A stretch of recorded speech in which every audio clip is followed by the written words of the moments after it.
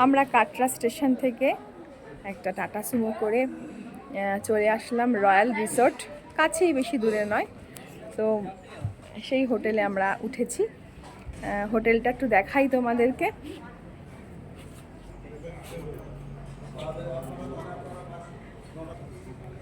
দেখো, হোটেলটা খুব সুন্দর, খুব পরিষ্কার পরিচ্ছন্ন।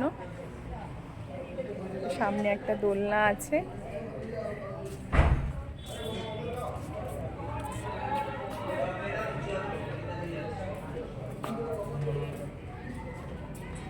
সুন্দর একটা ছোট্ট বাগান আছে এখানে।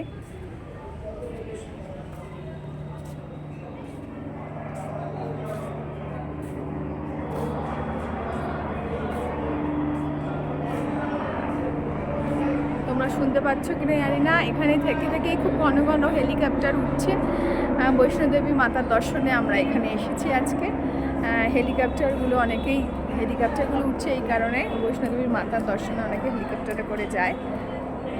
তবে দেখো, এখানে দোলনা আছে খুব সুন্দর, খাওয়া যাওয়ার টেবিল, ওখানেও আছে খাবার দাবার টেবিল। ঘরগুলো তোমাদেরকে দেখাচ্ছি, ঘরগুলো দেখো।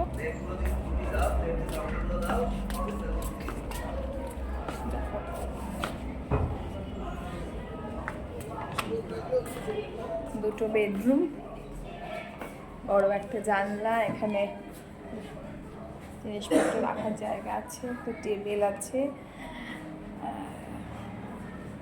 বাথরুম।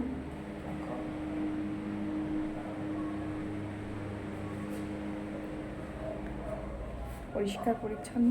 আমাদের এখনো জিনিসপত্র গোছগাছ হয়নি, আমরা সবে এসছি। এখানেও সুন্দর একটা খাবার জায়গা, খোলামেলা। সব থেকে বড় কথা হচ্ছে খোলামেলা, এটাই সব বেশি ভালো লাগে। খাওয়া দাওয়া করছে ওরা। তো আজকে আমরা এখানে ফ্রেশ হয়ে খাওয়া দাওয়া করে তারপর আমরা বিকেলে আমরা রওনা দেব বৈষ্ণোদেবীর দর্শনের উদ্দেশ্যে। তো সেখানে গিয়ে আবার তোমাদেরকে শেয়ার করব।